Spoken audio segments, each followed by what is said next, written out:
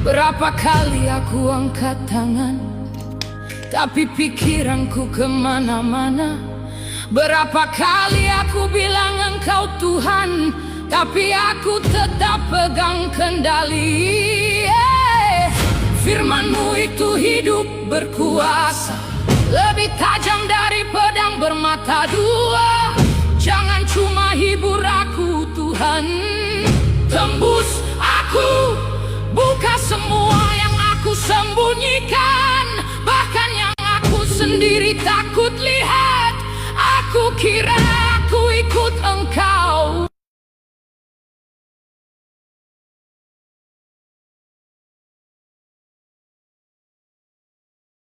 tapi tidak lakukan apa yang aku bilang. Tuhan, ternyata ini bukan soal lemah. Ini soal aku memilih tidak taat. Awas Anda. Engkau berkata, siapa tidak memikul salib tidak layak mengikuti aku. Tuhan, ini berat karena aku mau hadirat-Mu, tapi tidak mau harga. Aku mau berkat, tapi lari dari salib. Engkau berkata, bertobat, kerajaan surga sudah dekat. Tuhan, aku capek pakai kata proses untuk tutupi pemberontakan. Aku capek bilang dipulihkan, padahal aku masih keras. Hari ini jangan sembuhkan aku dulu, hakimi dulu yang tidak beres di dalamku. Jangan tenangkan aku dulu, hancurkan yang palsu dalam aku. Engkau berkata, yang aku kasih, aku tegur. Tuhan, kalau Engkau diamkan aku, itu yang paling mengerikan. Jadi hari ini, jangan lepaskan aku. Robek semua topengku, cabut semua alasanku, bawa aku kembali ke kasih mula-mula. Karena Engkau berkata, kamu sudah meninggalkan kasih-Mu yang semula. Tuhan, bukan aku tidak merasa, aku hanya sudah menggantikan Engkau dengan diriku sendiri, dengan keinginanku, dengan hal-hal yang lebih aku cintai daripada Engkau. Hari ini aku tidak cari rasa, aku cari kebenaran. Aku tidak cari nyaman, aku cari kekudusan. Aku tidak cari dihibur, aku mau diubahkan. Tuhan Yesus, kalau harus dibangun kembali, runtuhkan dulu yang lama. Kalau aku mau hidup dalam-Mu, aku harus melepaskan hidupku yang lama. Bukan tubuhku Tuhan, tapi manusia lamaku, egoku, dosaku, keinginanku. Karena Engkau berkata, jika benih tidak jatuh ke tanah dan mati, ia tetap satu biji. Ini bukan kematian tubuh, ini kematian manusia lamaku, supaya aku hidup bagi-Mu. Tuhan, aku mau bukan cuma tersentuh, tapi diubahkan. Hari ini tanpa musik, tanpa suasana, hanya Engkau dan aku yang sebenarnya. Dalam nama Yesus, amin. Shalom Bapak Ibu yang saya kasihi, demi nama Bapa dan Putra dan Roh Kudus. Selamat pagi, mohon maaf keterlambatan karena saya harus jemput anak saya di sekolah. Anak saya pulang jam 11. Jadi saya agak terlambat ya untuk live-nya ini, tapi sebisa mungkin saya pasti akan on time ya. Bapak Ibu, untuk hari ini kita akan membahas kitab 1 Samuel pasal yang pertama. Banyak pembelajaran yang harus kita jalani dari kitab Samuel ini. Nah, Bapak Ibu, istilah nabi kembali muncul pada kitab Samuel ini, Bapak Ibu. Ya, jadi Bapak Ibu harus paham daripada proses bagaimana cara Tuhan mengangkat seorang nabi, bagaimana prosesnya lahirnya Samuel, bagaimana kisahnya, itu semua ada pembelajaran bagi kita di akhir zaman ini, Bapak Ibu. Ya, jadi semua tokoh-tokoh yang ada di dalam Alkitab baik secara sifat dan karakter itu mencerminkan kehidupan kita yang ada di dunia saat ini. Jadikanlah tokoh-tokoh Alkitab itu menjadi filter untuk kita merespon bagaimana keteladanan hidup mereka yang bisa kita contoh dan juga yang tidak kita contoh. Ya, mari Bapak Ibu, sebelum kita masuk ke dalam pembelajaran kitab Samuel, kita berdoa ya. Bapa, kami mengucap syukur Tuhan untuk kasih setiamu, Kau sungguh baik dan sangat-sangat baik dalam kehidupan kami. Terjemahkan firman-Mu kitab Samuel ini dalam kehidupan kami biar kami paham apa yang menjadi message Tuhan. Dan hambanya berdoa, Engkaulah yang mengumpulkan domba-domba-Mu untuk siapa yang mendengar dan tidak mendengar. Tetapi kami percaya Tuhan, jika Engkau tentukan setiap anak-anak-Mu untuk mendengar, ini bukanlah sebagai kebetulan. Karena kami tahu Tuhan, seperti perkataan-Mu saat kami memberitakan firman Tuhan, siapakah yang mendengarkan kami.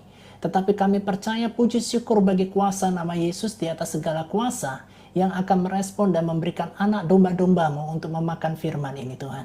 Tolong hamba-Mu yang terbatas, berikan kepada hamba karunia berkata-kata hikmat dan pengetahuan tentang firman-Mu.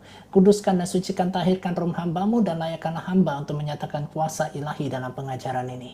Demi nama Bapa dan Putra dan Roh Kudus, kami berdoa dan mengucap syukur. Amin. Mari Bapak Ibu, sebelum kita membahas tentang rangkuman dari kitab Samuel, bagaimana prosesnya, ya kita nikmati satu lagu dulu ya. Ya, lagunya Tuhan Tahu Cerita Kita.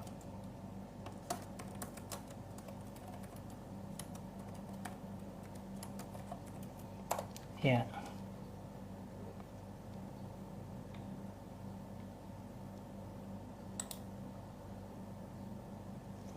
Oke, mari kita nikmati lagu ini.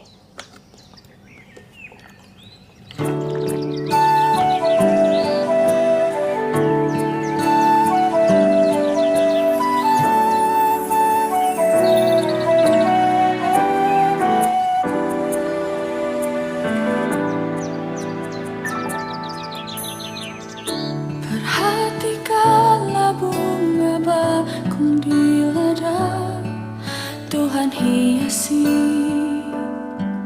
tanpa bekerja. Apalagi kita orang percaya, Tuhan pelihara, Tuhan cukupkan.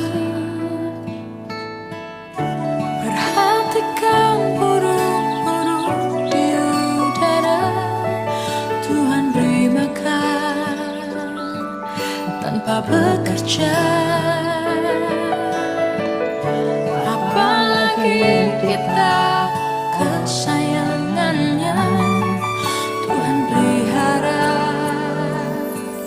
Tuhan sediakan. Saat kau perlu, Tuhan tahu. Saat kau minta, Tuhan dengar. Saat percaya, Tuhan bekerja. Saat menangis, Tuhan tahu. Saat berdoa, Tuhan dengar.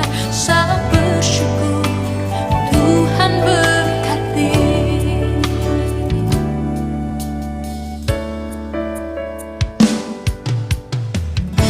Perhatikan burung-burung di udara, Tuhan beri makan tanpa bekerja. Apalagi kita orang percaya, Tuhan pelihara, Tuhan sediakan. Saat kau perlu, Tuhan tahu. Saat kau minta, Tuhan dengar. Saat percaya, Tuhan bekerja.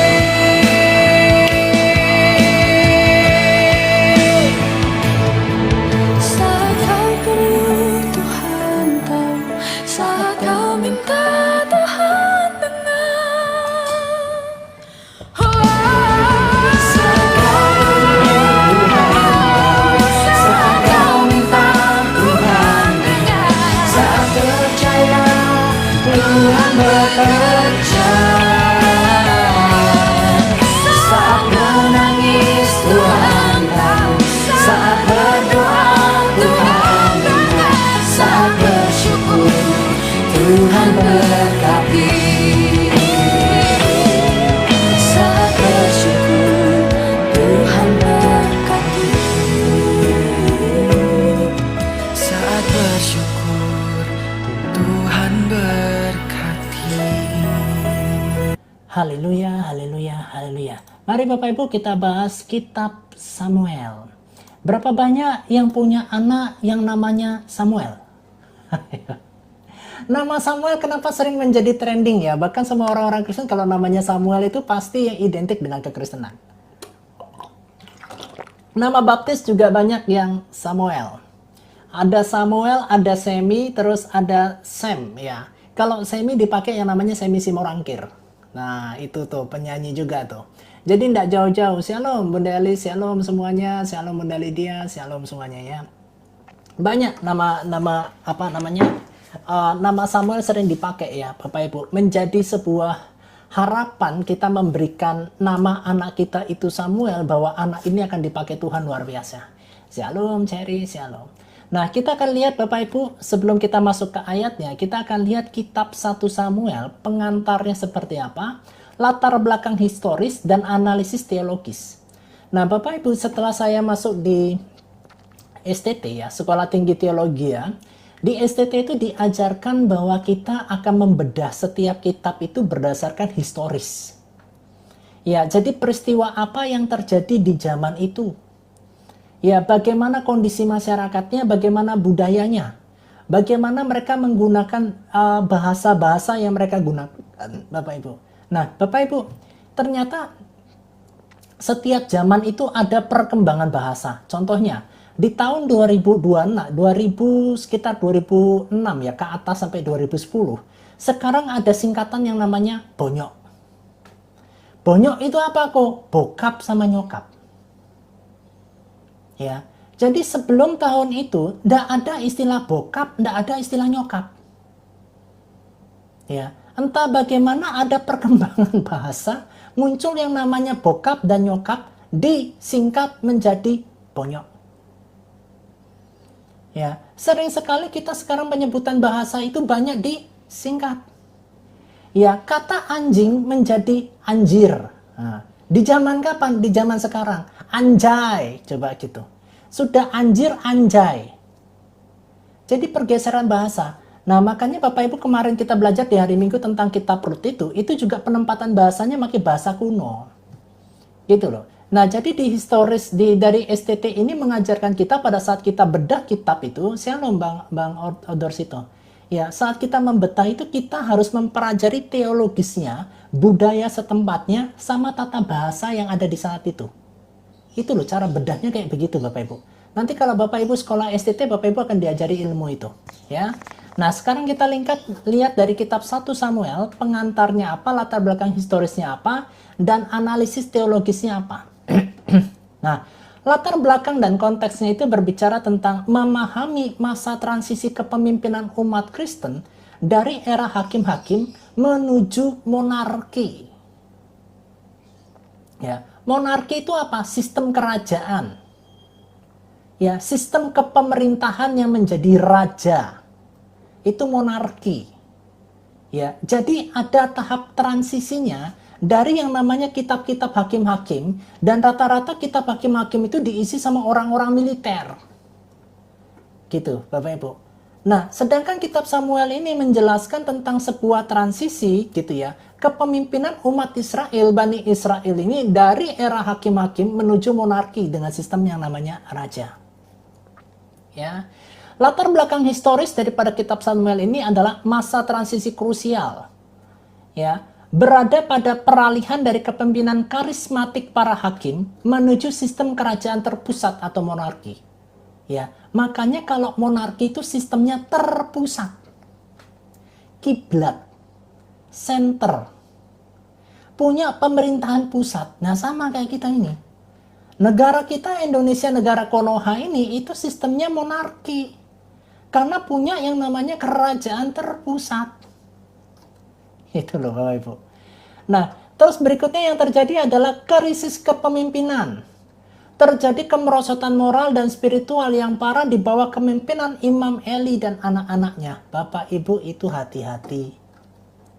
Ya, kalau pemimpin atau pemimpin-pemimpin rohani itu sudah krisis kepemimpinan dan spiritual, bahkan termasuk kemerosotan moral, ini bahaya. Ya, Bapak Ibu perhatikan ya. Yang pertama itu masa transisi peralihan. Ya, dari yang namanya seorang hakim-hakim, kepemimpinan yang punya karismatik, berubah menjadi sistem monarki. Yang kedua adalah terjadi krisis kepemimpinan terutama di bidang kerohanian. Nah, Bapak Ibu, jangan pernah berpikir gini ya, wah gereja kita kan karismatik. Krisis kepemimpinan di dalam gereja itu bisa terjadi, tidak mungkin bisa terjadi Bapak Ibu. Nah, sekarang yang terjadi itu salah satunya sejarah kekristenan kita dari Katolik. Sampai pada abad ke-16 muncul yang namanya Martin Luther, memprotes. Ya, banyak yang tidak alkitabiah, diprotes di sana.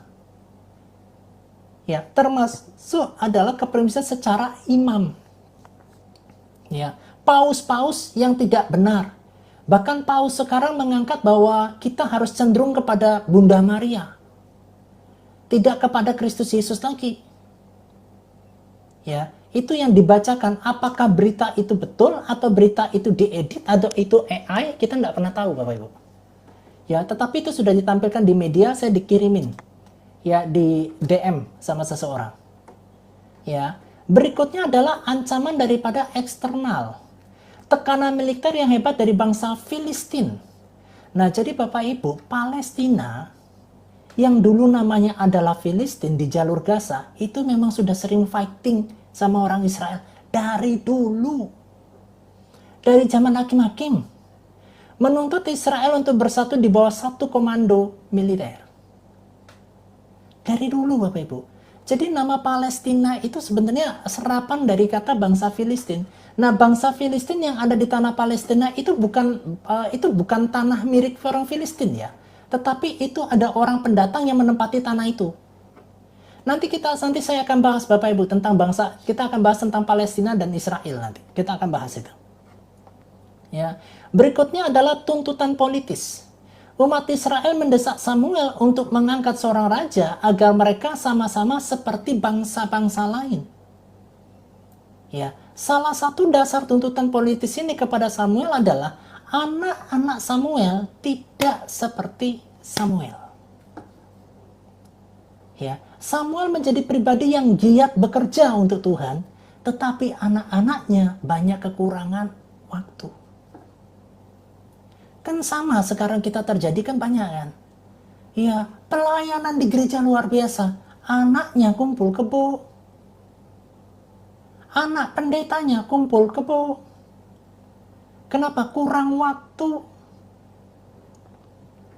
Ya, kurang waktu sama anak-anaknya. Makanya kenapa kok banyak orang yang berkata, waduh kalau anak pendeta tuh sulit diatur kok. Nakalnya luar biasa kok. Anak pendeta kok. Betul enggak? Ya, itu sering terjadi. Kenapa? Karena orang tuanya ya tidak memperhatikan anaknya. Ini adalah latar belakang historis dibagi menjadi 4. Dari kitab Samuel itu. Masa transisi, krisis kepemimpinan spiritual, ancaman daripada eksternal, dan tuntutan politis. Itu latar belakang daripada kitab Samuel ini. Ya, siapa penulisnya? Secara teknis penulis kitab ini adalah anonim. Ya, kita sering berkata bahwa penulis ini adalah Samuel, betul. Tetapi tidak semuanya ditulis oleh Samuel. Transisi Yahudi atau Talmud mengaitkan sumber-sumber awal kitab ini dengan catatan Nabi Samuel, Nathan, dan Gad. Ya, jadi Bapak Ibu, kitab Samuel ini itu terdiri dari tulisan Samuel, Nathan, dan Nabi Gad. Termasuk nanti Nathan dan Nabi Gad itu menulis tentang kitab Raja-Raja. Secara akademis, kitab ini diyakini disusun dan disunting oleh seorang redaktur dari tradisi Deuteronomistis di masa kemudian. Jadi kitab Samuel ini dikumpulkan. Ya, dibuatlah yang namanya kitab Samuel. Tetapi yang menulis di sana itu tidak cuma Samuel. Ya, shalom Bunda Desi. Ya, tetapi ada Nabi Nathan dan ada Nabi Gad.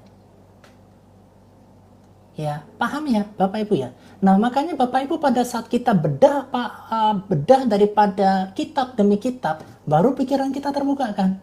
Oh, ternyata penulis kitab Samuel bukan cuma Samuel ya. Baru tahu kan. Itu. Ya, ini sudah dapat 3 SKS ya.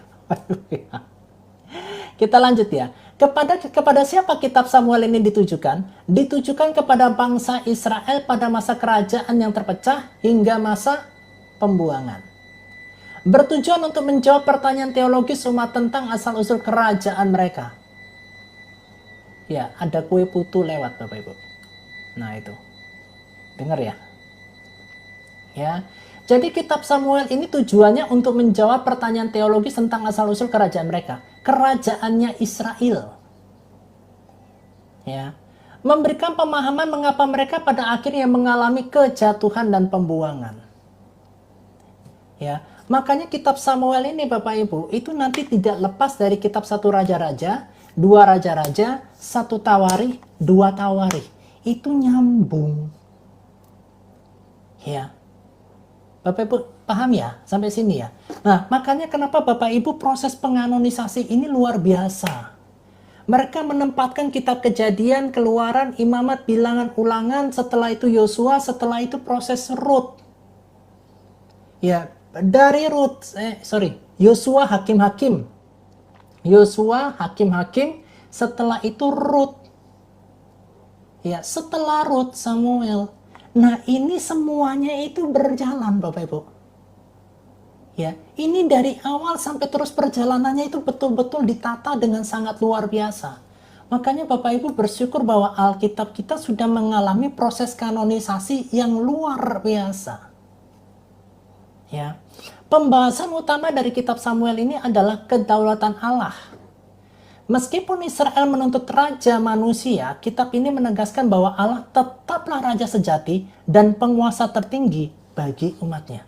Nah, Bapak Ibu, kepemimpinan Israel pada hakikatnya sejatinya itu Allah sendiri yang pimpin. Ya. Nah, Allah yang dimaksudkan apa? Sang Firman, yaitu Kristus Yesus itu. Bapak Ibu. Makanya kenapa Tuhan kasih nabi-nabi di sana? Nabi-nabinya inilah yang mengingatkan pemuka-pemuka di sana, tokoh-tokoh berpengaruh di sana. Tidak ada sistem yang namanya kerajaan. Ya, tetapi orang Israel melihat bahwa tongkat estafetnya Samuel itu tidak layak untuk diberikan kepada anak-anaknya.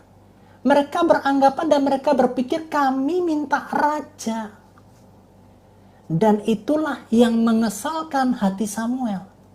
Karena hati Samuel itu tahu bahwa umat Tuhan ini, Bani Israel ini harus dipimpin oleh Sang Firman itu sendiri. Kenapa mengangkat manusia menjadi rajanya? Gitu loh. Samuel ngomong kepada umatnya Israel adalah, kalau kamu minta raja, nanti ada hukum. Kamu harus menyerahkan anak-anak gadismu untuk melayani raja. Ya, akan ada upeti. Akan ada ini, akan ada itu, akan ada ini, ada itu. Orang Israel tetap ngotot minta raja. Gitu Bapak Ibu. Dan Tuhan kabulkan. Ya, dia kepingin ngikuti bangsa-bangsa yang ada sekelilingnya. Nah, makanya saya kasih tahu ya Bapak Ibu. Tolong didik anak mudamu, anak-anak kandungmu. Kalau kita mau ikut-ikutan dunia, jawabannya hancur. Kita akan tersesat secara pelan tapi pasti. Aku mau ngikuti gaya tren baju. Tren bajunya apa? Belanda tak kebuka, udel kemana-mana, pahanya ini naiknya ke atas dan sebagainya. Karena apa? Ngikuti budaya. Ngikuti tren, FOMO. Ya, kita boleh ngikuti tren dalam bentuk apa? Casual ya, pakaian masih tertutup. Kalau pakaiannya terlalu tertutup, enggak modelku. Sekarang modelnya apa? Tank top. Bapak Ibu, saya tuh sampai nggak habis pikir ya Bapak Ibu ya. Sekarang ada model, ya mohon maaf ya, segitiga bermuda untuk laki-laki bagian dalam. Ya, itu di tengah-tengahnya bisa buka tutup, Bapak Ibu, bisa buka tutup. Ya, nah. Oh, ya, nah. Bisa buka tutup. Bagian apa? Segitiga bermudanya. Itu pakaian dalam. Bisa buka tutup. Bapak Ibu bayangkan. Sekarang banyak tren. Ya, wanita-wanita Bapak Ibu pergi kemana-mana sudah tidak pakai penyangga daripada penutup dada. Saya pernah Bapak Ibu ke bandara ini, bandara Ngurah Rai di Bali ini. Ya, saya melihat ada seorang ibu, dia tiba-tiba menunduk, bajunya sampai atas Bapak Ibu. Nah, tetapi pada saat cahaya matahari itu menyinari, itu transparan. Dari situlah saya tahu bahwa dia tidak pakai penutup, tidak pakai armor, tidak pakai pelindung. Ya, jadi banyak wanita-wanita sekarang, ibu-ibu, single mom itu kalau kemana-mana itu nggak pakai armor. Ya, hanya pakai yang namanya pakaian biasa tetapi tidak tembus pandang, tetapi kalau kena cahaya pas nunduk itu tembus. Itu gara-gara apa? Ngikuti tren, ngikuti FOMO. Ya, di luar negeri Bapak Ibu, pakaian dalamnya wanita ya di bagian belakang segitiga bermudanya itu transparan. Dibawalah sampai ke Indonesia, ikut. Ini baru dari sisi apa? Pakaian, itu pakaian dalam. Di luar sana sudah menciptakan pakaian dalam, itu yang namanya pakai tali-tali doang. Sampai sini ikut FOMO. Ya, jadinya apa? Rusaklah generasi kita. Kita ngikuti ngetren. Nah, Bani Israel ini FOMO. Ngikuti bangsa-bangsa di sekelilingnya. Aku minta raja. Ya, akhirnya yang terjadi adalah memberatkan Bapak Ibu. Sebelum Bani Israel pakai raja, mereka punya yang namanya sistem perpuluhan. Ya. Nah, setelah ada raja, perpuluhan jalan, ya, memberikan upeti kepada raja juga jalan. Double pengeluarannya. Gara-gara apa? Gara-gara ngikutin tren. Makanya saya kasih tahu Bapak Ibu, khususnya untuk anak-anak muda, anak-anakmu, kamu kalau pilihkan pakaian tolong disortir. Ya, jangan ngikuti tren-tren sana. Ya, pop-pop luar sana, kalau nyanyi, waduh begitu, nggak pakai bra. Ya, sampai di sini muncul biduan dangdut. Iki lo, nyoh, entekno, gaya model bajunya ngikuti luar. Luar biasa enggak? Sampai ada seorang perempuan Bapak Ibu gitu, nari di antara banyak perempuan cuma pakai bikini, pakaian dalam. Bagian atas sama pakaian bawah, semuanya kebuka. Di mana? Di Batang, Jawa Tengah. Kok bisa nggak tahu malu? Semuanya itu karena tren FOMO. Nah, Alkitab kita ngajarin hati-hati sama tren FOMO. Ya, untuk para orang tua, kamu harus cross check. Apa yang bisa diikutin, apa yang nggak bisa diikutin, kalau nggak berbahaya. Ya, dan apa yang terjadi di dalam kitab Samuel ini, Bapak Ibu, ada yang namanya krisis kemerosotan moral. Krisis kemerosotan moral dan spiritual yang parah di bawah kepemimpinan Imam Eli dan anak-anaknya. Nah, makanya Bapak Ibu saya mau sampaikan, hai para hamba-hamba Tuhan, kalian itu harus menjadi, moralnya itu harus dijaga loh, betul. Ya, kalau enggak ini berimbas kepada generasi di bawah. Generasi kita tuh di bawah tuh sudah luar biasa diserangnya, dari fashion pun diserang. Ya, Bapak Ibu pernah lihat sebuah fashion ya cuma pakai topi tetapi nggak pakai pakaian sama sekali, lenggak-lenggok di kasual. Cuma pakai topi doang. Gitu loh Bapak Ibu. Itu semuanya tren. Betul. Ya sudah, urat malunya itu sudah mati, itu sudah itu. Itu yang namanya hati-hati sama tren. Ya, selain daripada kedaulatan Allah, kita berbicara tentang ketaatan mutlak. Menekankan kriteria moral pemimpin. Nah itu. Nah menurut Bapak Ibu, coba Bapak Ibu typing deh. Moral pemimpinnya negara Konoha itu gimana? Kalau mau berbicara tentang moral, coba moral pemimpinnya negara Konoha gimana? Ketaatan kepada firman dan perintah Allah jauh lebih bernilai dibandingkan ritual pengorbanan semata. Ya, kita menjadi orang Kristen yang lebih mengedepankan tentang ritual. Hari Minggu datang ke gereja. Ya. Terus nanti ada CG, ada komsel. Ritualnya ikut, perubahan hidupnya tidak ikut. Ritualnya ikut, pertobatannya tidak jalan. Nipu jalan terus, korupsi jalan terus. Memanfaatkan teman jalan terus. Kayak mana? Ya, jadi Bapak Ibu, kita akan sangat berbahaya sekali kekristenan kita kalau kita sekedar yang namanya ritual tetapi kita tidak menjadi pelaku firman. Itu berbahaya loh.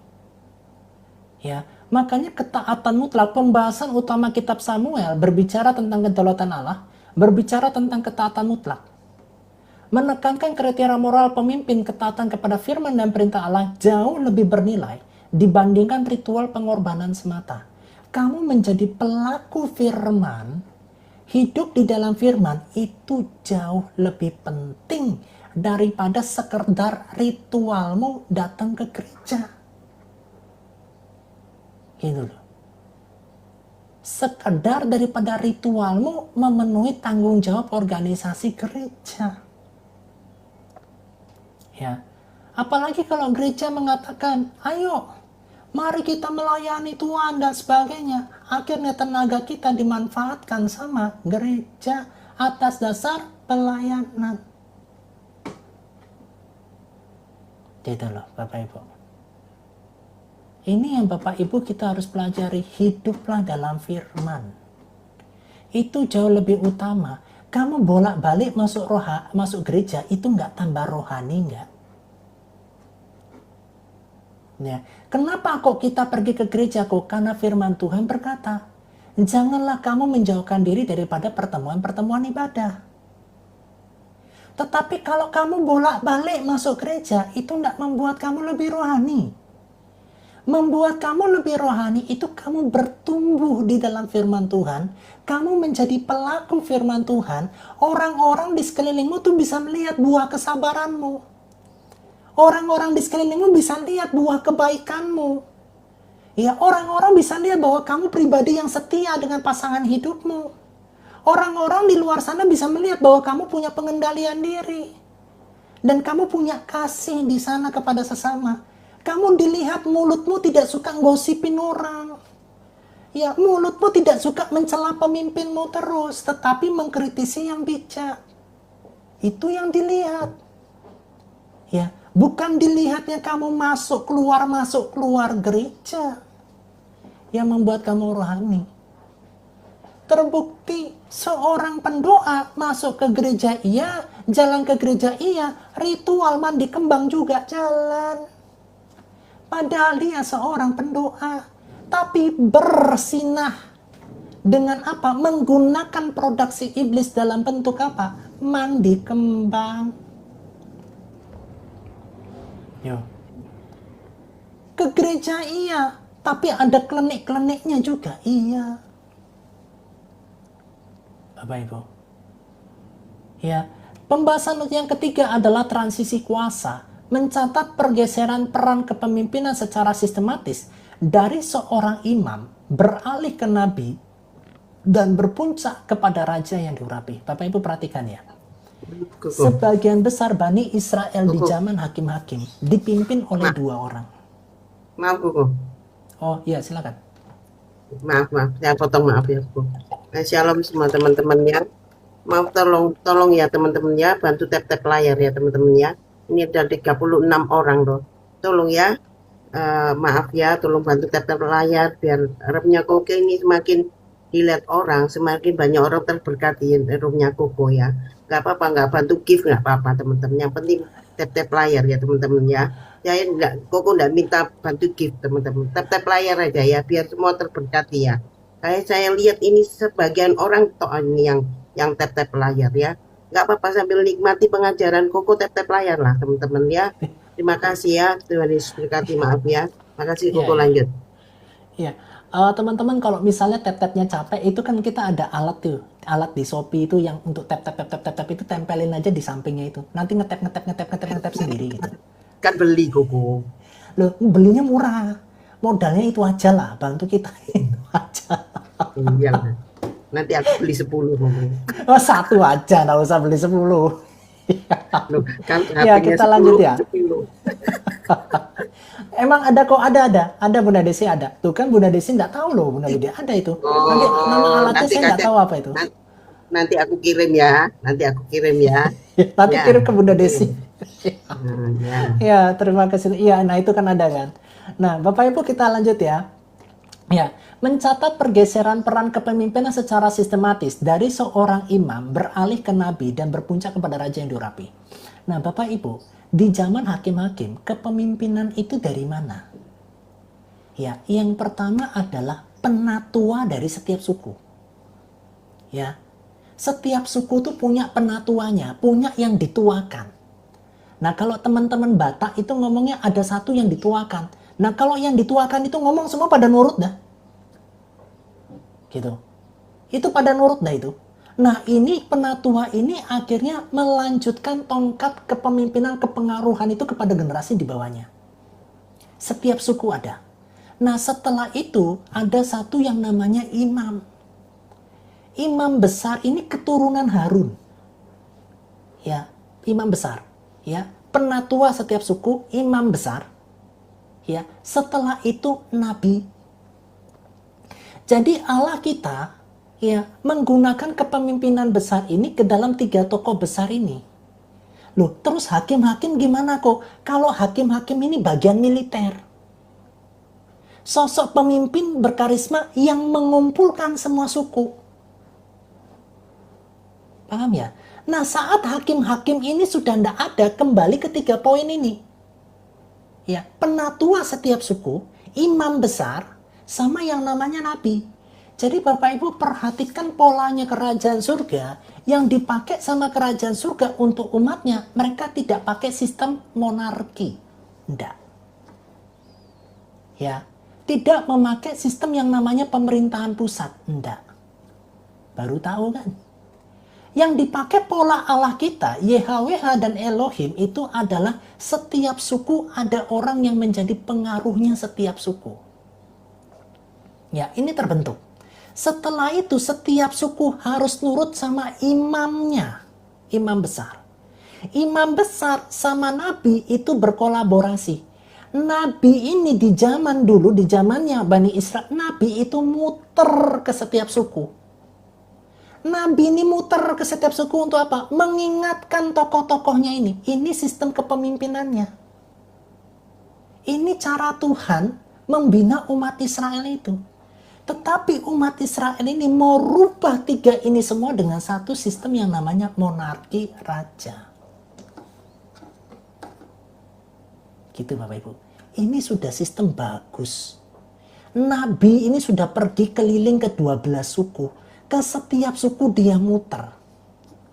Ngajarkan umat Tuhan untuk kembali kepada Elohim. Ini sudah bagus.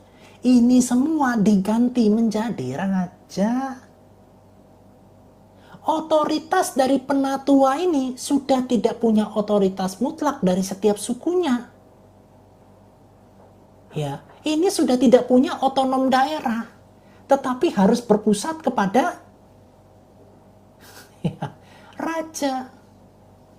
Nah, bagaimana dengan Yeshua HaMashiach, Tuhan Yesus Kristus?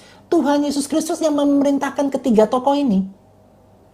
Raja yang sesungguhnya tuh Yeshua HaMashiach.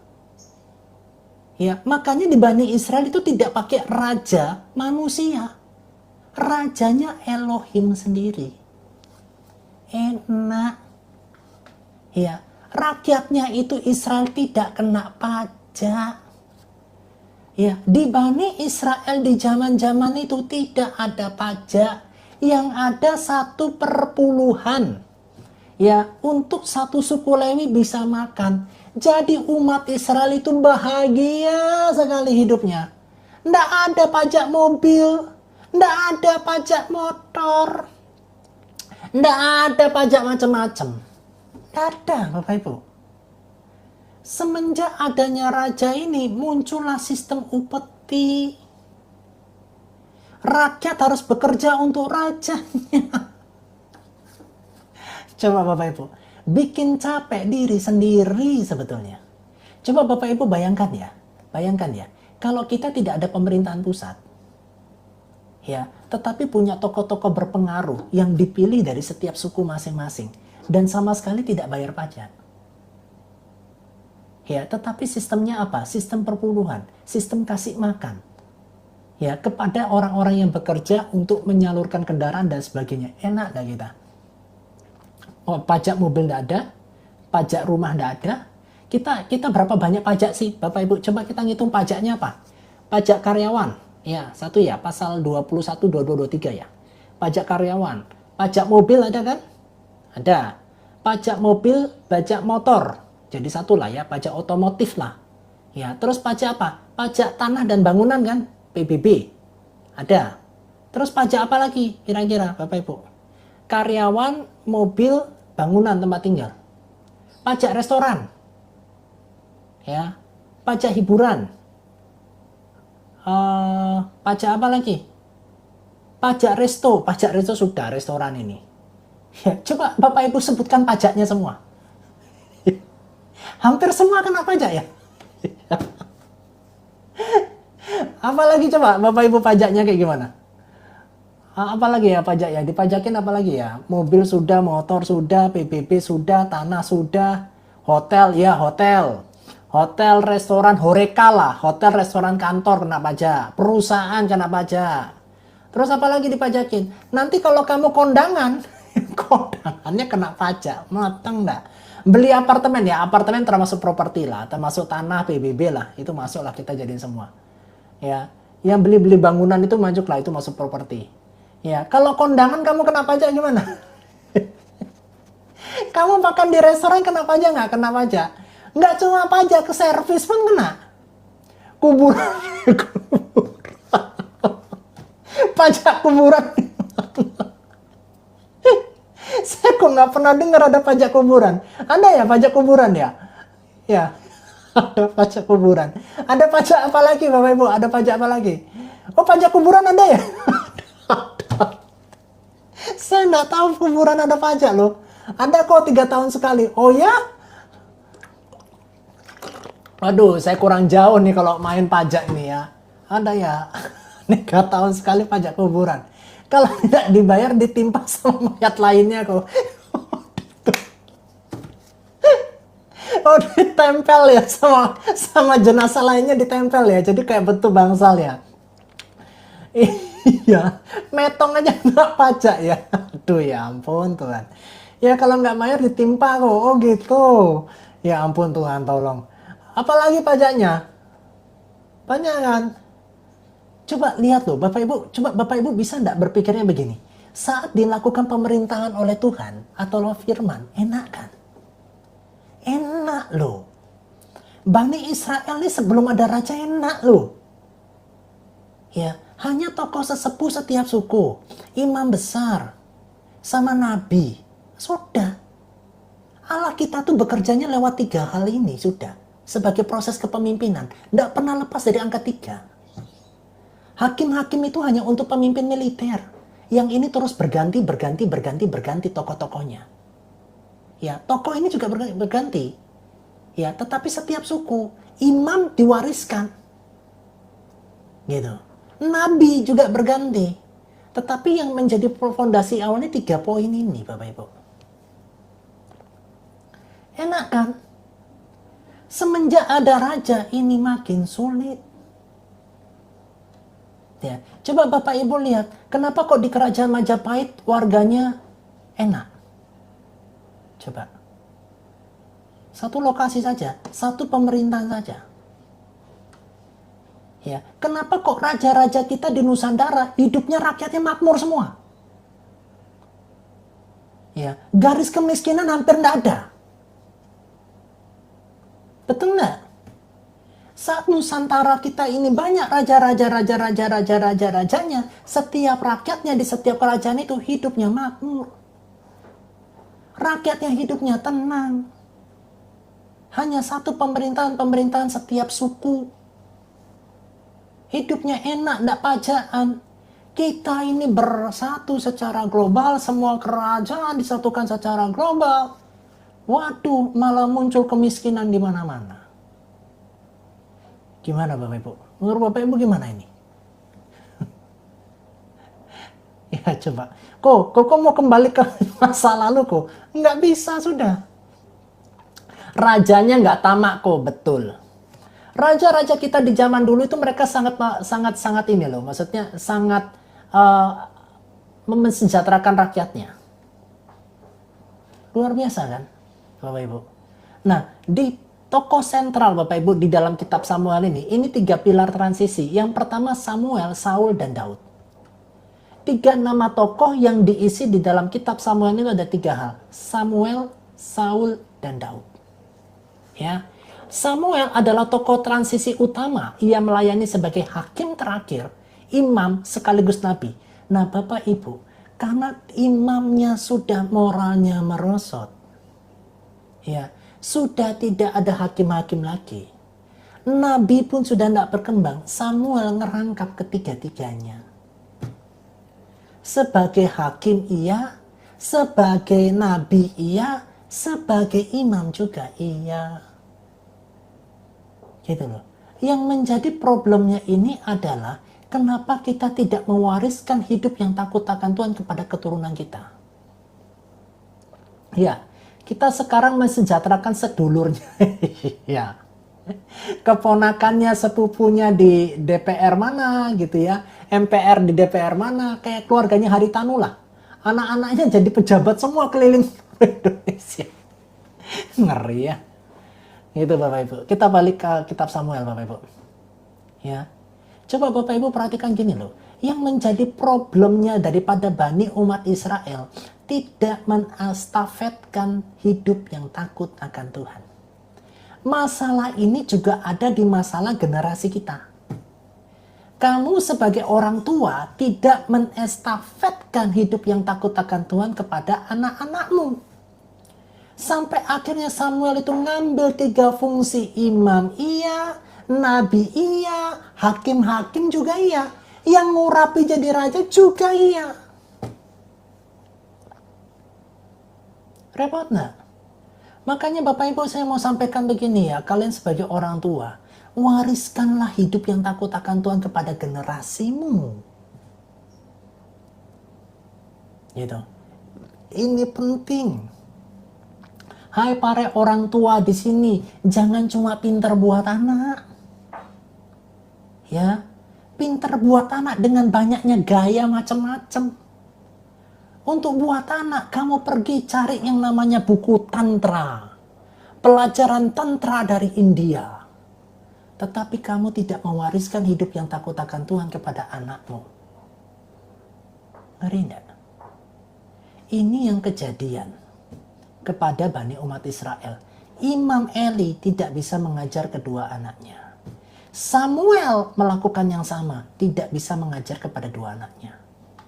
Makanya saya kasih tahu Bapak Ibu, jangan karena kamu terlalu berpikir jadi berkat untuk bangsa-bangsa di luar sana. Jadi berkat untuk anakmu sendiri. Ya, doakan anakmu sendiri dimanapun mereka berada. Saat kamu sudah tidak bisa mendidik anak itu karena sudah telat dan dia sudah dewasa, yang bisa kamu lakukan di hadapan Tuhan cuma apa? Berlutut dengan tangan terlipat. Aku doakan anakku Tuhan, pertemukan dia dengan orang yang tepat yang hidup takut akan Tuhan. Tolong anakku Tuhan, jamah Tuhan, pertemukan dengan pendeta yang tepat, pertemukan dengan komunitas yang tepat supaya anakku tidak cari-cari pasangan sesuka udelnya sendiri. Yang menjadi problem daripada umat Tuhan adalah generasi. Tidak ada tongkat estafet generasi yang diberikan kepada pemimpin-pemimpin baru yang hidupnya takut akan Tuhan. Ya, jangan berpikirnya bagi bangsa-bangsa. Saya mau jadi berkat bagi bangsa-bangsa. Di keluargamu kamu nggak jadi berkat kadang-kadang.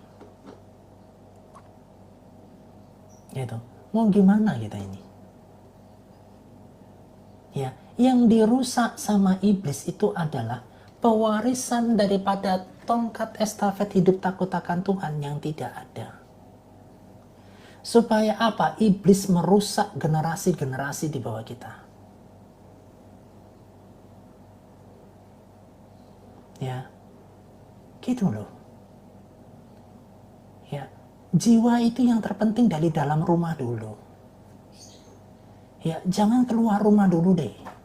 Bapak Ibu, pernah Bapak Ibu mendengar seorang tokoh super sekali? Sahabat yang super. Bagaimana kehidupan Anda hari ini? Luar biasa. Kalau kamu menjalankan hidup yang super, maka kamu hidupmu akan super. Tetapi muncul seorang anak. Ya, itu bapak gua itu. Oh tidak, kamu bukan anak saya. Mau dites DNA saya siap. Dites DNA itu anaknya. Setelah itu apa yang terjadi? Hancur. Ya, kenapa? Karena dari dalam tak diperbaiki. Ya, bagaimana kamu bisa mengajarkan super? Tetapi sama anak kandungmu kamu nggak mengakui itu sebagai anak. Itu tidak super sekali. Ya, Bapak Ibu, ini pembelajaran besar bagi kita. Kita bisa ngomong super kemana-mana. Ya, tetapi untuk memperbaiki generasi, apa yang kau buat? Ya, makanya Bapak Ibu doakan. Anak saya itu udah SD kelas 5, SD kelas 6. Ya, tahun ini masuk SMP, saya sudah ngajarin dia. Ya, saya doakan. Nak, suatu saat kamu suka laki-laki, nak. Kamu jatuh-jatuh cintaan, tapi yang ini ya, papi selalu doakan pasangan yang terbaik buat kamu dalam nama Yesus. Ya, kasih tahu papi, saya membangun komunikasi dari sejak kecil anak saya ini. Supaya apa? Di masa remajanya nggak memberontak. Ya, saya melakukan pendekatan-pendekatan kepada anak gadis saya ini. Dengan tujuan apa? Nanti tidak memberontak kalau sudah besar. Jiwa labilnya, emosionalnya dia. Karep-karepnya dia. Mau anak laki-laki, anak perempuan sama lah. Ya, karena generasi itu penting. Anak saya cuma satu, anak tunggal. Itu pun kadang-kadang empot-empotan saya ngajarinnya. Ya, Bapak Ibu juga sama. Kalian punya anak 3 enggak apa-apa. Anak 4 pun enggak apa-apa. Tetapi treatment setiap anak, konsentrasi dan fokusmu tuh harus benar-benar lebih. Karena treatmentnya beda. Sekalipun satu tabung, satu benih, ya dari tabung yang sama, itu outputnya 4-4-nya bisa beda semua. Bisa kontra semua. Benihnya sama, tabungnya sama, outputnya bisa berbeda. Sidik jarinya saja sudah berbeda satu dengan yang lain. Ya, ada orang menikah anak golongan O, darahnya O, ini AB. Keluar dari satu tabung, ada yang O, ada yang A, ada yang B. Golongan darah aja loh, satu benih, satu tabung, itu bisa keluar outputnya beda golongan darahnya. Ya, kalau O ya pasti O sih memang. Kalau O nyampur sama AB, itu bisa A, bisa B, bisa AB. Tuh, bisa beda enggak? Anak yang lahir tuh bisa beda-beda. Gitu. Makanya Bapak Ibu, saya mau sampaikan kamu sebagai orang tua, jangan pernah remehkan doa. Tuhan itu sumber penolong dalam hidupmu. Di semua lini kehidupan, cuma Tuhan yang bisa tolong kamu. Kamu didik anak aja terbatas. Saya didik anak terbatas sekalipun cuma satu. Makanya kenapa kamu perlu Tuhan? Saat kamu sudah tidak bisa ngasih tahu anakmu, Tuhan akan kasih tahu anakmu lewat orang lain. Yang menjadi problemnya di kitab Samuel ini adalah tidak ada tongkat estafet yang generasi yang takut akan Tuhan. Pikiran bisa berbeda, pola pikir bisa beda, mindset pola beda, tapi hati harus tetap sama. Hatinya takut akan Tuhan. Bapak Ibu, kamu bisa punya pandangan yang berbeda sama anakmu, betul. Lebih maju, lebih kritis. Ya, kadang-kadang suka main kritik. Gitu.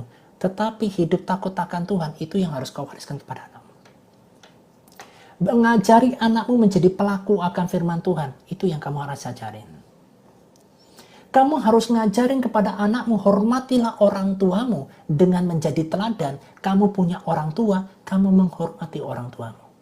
Jangan sampai kamu ngajarin anakmu hormati sama papi sama mami, kamu sendiri nggak hormat sama papi mamimu. Gitu loh. Hidup takut akan Tuhan itu dilihat sama anakmu. Ini yang tidak dilihat sama Bani Israel. Ritual keagamaannya jalan. Anak-anaknya Samuel ritualnya jalan. Tapi hidupnya astagfirullahalazim. Gitu. Anakmu ngeliat kamu pergi pelayanan ke gereja. Tetapi lidahmu kalau sudah ngomongi tetanggamu, waduh, astagfirullahalazim. Wah, kalau ndak kebun binatang caci maki kasih keluar semua. Ngeri ndak? Ya, kamu ngajarin mari hidup kita saling mendoakan, saling menguatkan. Kamu punya arisan di rumah, saling menggosip. Astaga, naga Dragon Ball. Coba mau gimana kita ini? Ini bukan cuma kalian yang berubah ya, saya juga harus berubah loh. Kita semuanya harus berubah. Ya, makanya muncul sebuah lagu, Tembus Cahaya. Berulang kali aku datang kepada Tuhan, tetapi pikiranku tidak di sana. Berulang kali kamu masuk gereja, tapi hidupmu tidak berubah. Ya, kalau kamu tidak berubah, kamu wariskan apa ke anakmu? Kamu wariskan luka batin, kamu wariskan kepahitan. Ya, kamu marahin anak itu seperti mau ngebun-bun anak. Gitu. Anak mana yang tidak menjengkelkan? Ada memang. Waktu kita jadi anak kan kita juga menjengkelkan kan? Ini problem. Bapak Ibu, kalau Bapak Ibu tidak memperbaiki dari dalam, nasib kita bisa sama seperti Bani Israel ini, rusak. Imamnya ya suka genit sama perempuan. Baru-baru ini Bapak Ibu, ya ampun Bapak Ibu, saya geleng-geleng kepala. Ada tokoh agama mengajak anak siswanya, anak santrinya dengan alasan PKL. Ya, di bawah kebun kelapa sawit. Ya, diapakan di kelapa sawit itu? Dilakukan igih-igih mogusito, au, wik, au, gitu. Ya, orang beragama baju agamis belum tentu moralnya bagus. Ya, kita langsung ngomong, apalagi kok yang tidak agamis, belum tentu. Ya, penjaga-penjaga pantai yang di Bali, yang di Baywatch, ya, penjaga pantai yang di Bali itu setiap hari lihat bikini. Ya, setiap hari kadang-kadang lihat yang namanya sumur, susu berjemur, tapi tidak pernah memperkaos orang. Ya, yang ngajarin selancar ke bule-bule turis-turis yang cantik-cantik, yang Cina, Mandarin, Jepang, apa semua itu, nggak ada dimasukkan penjara. Ya, selancar ini memperkaos ini masuk penjara, nggak ada. Yang paling banyak itu adalah tokoh-tokoh agamis. Bajunya serba putih, kopiahnya putih. Assalamualaikum, shalom. Malah itu banyak tersangkanya daripada yang namanya yang bekerja sebagai peselancar di pantai-pantai Kute. Gitu loh. Jadi Bapak Ibu, saya mau sampaikan, kamu jangan mewariskan kehidupan yang liturgis, kehidupan yang ritual kepada anak-anakmu itu.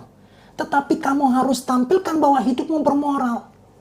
Ya, kamu ngajarin anak gadismu bermoral di live TikTok. Hai ganteng, oh sayangku datang, oh ayang. Gitu. Loh, Kamu ngajarin anak gadismu tuh punya moral. Loh, kamu gatal di TikTok. Kamu buka live di TikTok.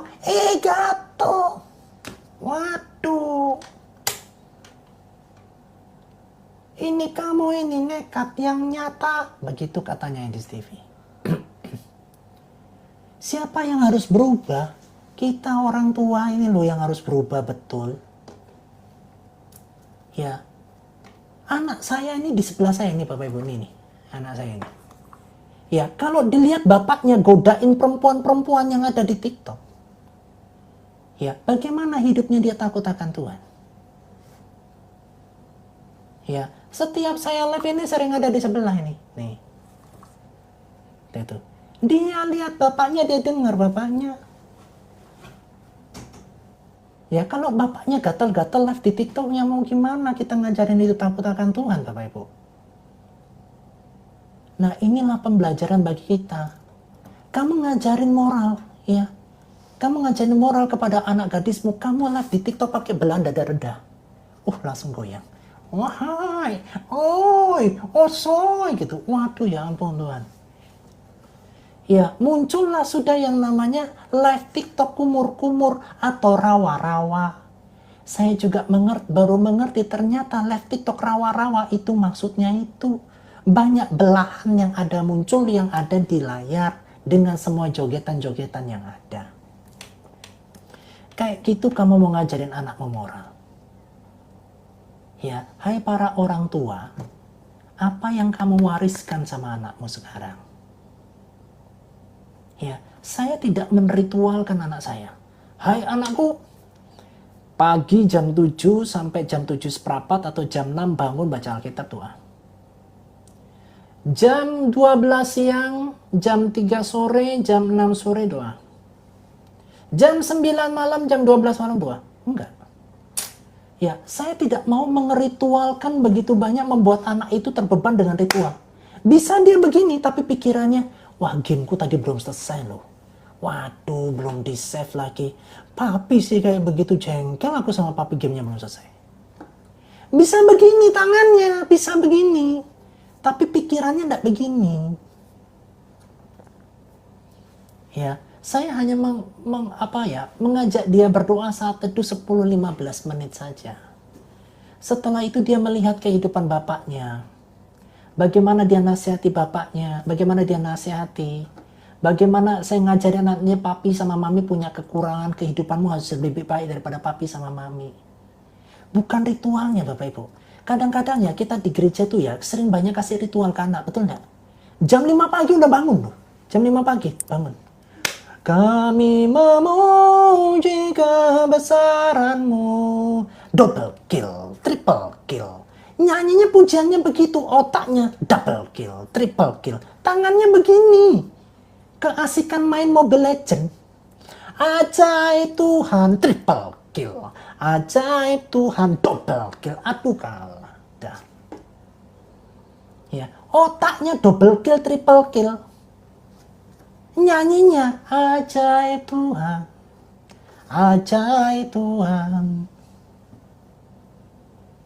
Gitu. Sangat gini loh, makanya gini loh Bapak Ibu. Kadang-kadang kita menyebabkan seperti ini ya, seperti Bani Israel, ritual keagamaan jalan terus. Makanya Bapak Ibu jangan heran kalau kalian menemukan anak pendeta nikah karena kecelakaan duluan. Kenapa? Seperti burung lepas dari sangkar. Kamu bungkus dengan sebuah ritual keagamaan di dalam sangkar. Kamu ndak kasih lihat anak-anak laki-lakimu perempuan, anak perempuan, oh lihat yang cantik-cantik, yang ganteng-ganteng. Selalu kamu katakan jaga kekudusan. Jaga kekudusan, jaga kekudusan. Diperketat. Ya, tetapi kamu tidak membebaskan anakmu untuk main dengan yang beda jenis. Kamu tidak memberikan pengertian kepada mereka. Kamu tidak mengedukasikan seksual kepada anak-anakmu. Tetapi jangan jaga kekudusan. Jaga kekudusan. Ya, setelah dia milih kos, waduh sudah. Ya. Sudah pindah ke kos, beda luar kota, ndak tinggal sama papi maminya dalam satu rumah. Lagunya berbeda. Aku memang pencinta wanita, tapi ku jadi buaya, karena di rumahku selalu dikekang. Ku tak bisa melihat cantik-cantik. Wah, lagunya udah beda Bapak Ibu. Ya, liar dia. Karena apa? Ritual. Satu hari 20 pasal satu hari. Betul enggak Bapak Ibu? Ya, yang kita wariskan itu bukan ritual keagamaannya. Yang harus kita bina anak kita itu bukan liturgis acara korban ini korban itunya. Ya, terima kasih Bang Yosafat. Yang kamu harus wariskan itu bagaimana anakmu melihat hidupmu yang takut akan Tuhan. Anakmu tuh melihat bahwa kamu sebagai suami yang setia dengan satu istri. Anakmu, anak gadismu tuh melihat, oh ini loh gambaran laki-laki yang hidup takut akan Tuhan seperti ini. Aku punya bapak yang seperti ini. Kamu punya anak laki-laki. Oh ternyata seorang wanita, seorang istri yang takut akan Tuhan, oh modelnya seperti ini ya. Dia nggak suka menggibah, dia tidak suka memfitnah, dia fokus untuk hidup melayani dari papi, menyiapkan makanan papi mami, merapikan itu dengan penuh sukacita dan ketulusan. Itu yang dilihat anak laki-lakimu. Itu yang harus kamu wariskan. Ya. Yang kamu wariskan apa? Minggu ke gereja ya. Ke gereja. Rabu komsel. Ya, padahal Bapak Ibu, anak-anak kita itu kadang-kadang pernah ada rasa malas. Nggak mau komsel. Tapi kita paksa dengan sedemikian rupanya kan. Satu sisi pemaksaan itu bagus, tetapi kalau hatinya sudah tertekan di dalam kelompok komselnya, jangan pernah kau paksa. Ya, gereja karena itu seperti kita kewajiban. Ya, tapi kalau suatu saat bahwa anakmu sakit dan dia lemas dan dia merasa butuh sendiri di hari Minggu, jangan paksa dia pergi ke gereja. Kecuali kalau kamu melihat bahwa anakmu malas, paksa ke gereja enggak apa-apa. Tetapi kalau melihat anakmu itu seperti tertekan dan seperti apa, kasih dia satu minggu, hari Minggu, izinkan dia untuk bed rest dulu. Refreshing dulu satu hari, jangan terlalu dipaksakan yang sebagaimana. Jangan selalu berpikir gini loh, kalau nggak pernah datang ke gereja hari Minggu dosanya gede sekali. Dosanya besar sekali. Ya, nggak begitu Bapak Ibu. Roma 12 ayat 1 dan 2 dikatakan apa? Kehidupanmu itu ibadah yang sejati. Ibadah yang sejati pada saat hidup yang takut akan Tuhan, kamu wariskan kepada generasi di bawahmu. It's the point. Bukan tentang aturan liturgisnya. Ya, berapa banyak sih Bapak Ibu bajunya serba putih, memperkaos anak orang. Di Pati 50 gadis diperkaos. Perawan semua loh. Di Jepara nanti muncul berapa? Di Jawa Barat nanti muncul berapa? Ini sekarang baru muncul itu. Di bawah pohon sawit diperkaos. Sudah belasan yang kena. Makanya di Alkitab ini dikatakan, ya, bukan cuma tentang pengorbanan, bukan tentang yang sebuah ritual keagamaan. Ya, Bapak Ibu. Nah, Bapak Ibu perhatikan, Samuel tokoh utama transisi melayani sebagai hakim terakhir, imam sekaligus nabi, karena sudah tidak ada lagi. Tidak ada generasi selanjutnya. Ya, apakah kita mau melanjutkan kesalahan yang sama dilakukan sama Imam Eli dan Samuel? Enggak kan Bapak Ibu? Enggak kan? Ya, makanya Bapak Ibu perhatikan generasi kita makin lama makin ke bawah makin rusak. Dilihat dari apa? Proses pendidikannya 1 tahun 12 bulan. 2 tahun nggak tahu berapa bulan. Logikanya nggak jalan. 12 kali 2 tuh nggak jalan. 12 tambah 12 nggak jalan. Ya, jalannya apa? Ngentu. Kalau sudah ngentu paling ngerti, udah itu ngentu mau gimana pun dimanapun tempatnya bisa ngentu. Ngeri Bapak Ibu generasi kita sekarang. Merosot moralnya. Pendidikan juga turun. Nah apakah itu juga harus terjadi di atas rumah tangga pengikut Kristus? Enggak kan Bapak Ibu? Ya, mohon maaf ya, firman Tuhan bukan untuk yang lembut-lembut, yang enak-enak terus kalian dengar tuh, enggak loh. Ya, kalian harus dapat firman Tuhan yang keras Bapak Ibu. Jangan yang terlalu lembut-lembut Nina Bobo, janganlah sudah. Sudah bertahun-tahun kita ikut Tuhan. Ya, Saul, raja pertama Israel yang dipilih oleh umat. Namun akhirnya ditolak oleh Allah karena kompromi dan ketidaktaatannya. Tuh, kompromi dosanya jalan, ketidaktaatannya jalan. Jangan sampai jadi kita orang yang ahli ibadah, secara casingnya ahli ibadah, tetapi firman Tuhan tidak taat. Tapi kompromi, sama. Seperti tokoh-tokoh ini. Kamu harus nurut ya sama guru. Baik guru, enggendoro kakum, enggendoro, diwik-wik mau. Ya, diwik-wik mau, dikasih wik-wiknya. Gitu loh Bapak Ibu. Ini kan repot. Kompromi dengan dosa, ketidaktaatan jalan terus. Bapak Ibu saya kasih tahu ya, Bapak Ibu nanti sampai ke depan, sampai akhir zaman saya kasih tahu ya. Ya, akan makin banyak nanti pemimpin-pemimpin yang merasa pemimpin itu berakhlak dan bermoral agamis, tetapi kelakuannya kayak binatang. Anak laki-laki disikat, anak perempuan disikat. Dan kamu akan temui itu di kaum sebelah, itu jauh lebih banyak. Ya, lebih repotnya lagi, di antara kita pengikut Kristus ada yang diam-diam. Hati-hati. Saya kasih tahu. Ya. Selanjutnya Bapak Ibu, ada tokoh yang namanya Daud. Gembala muda yang diurapi menjadi penerus Saul, melambangkan pemimpin ideal yang berkenan di hati Allah. Bapak Ibu, siapakah Daud? Tokoh orang yang tidak terkenal. Ya. Dia cuma menjaga dombanya cuma 2-3 ekor domba saja.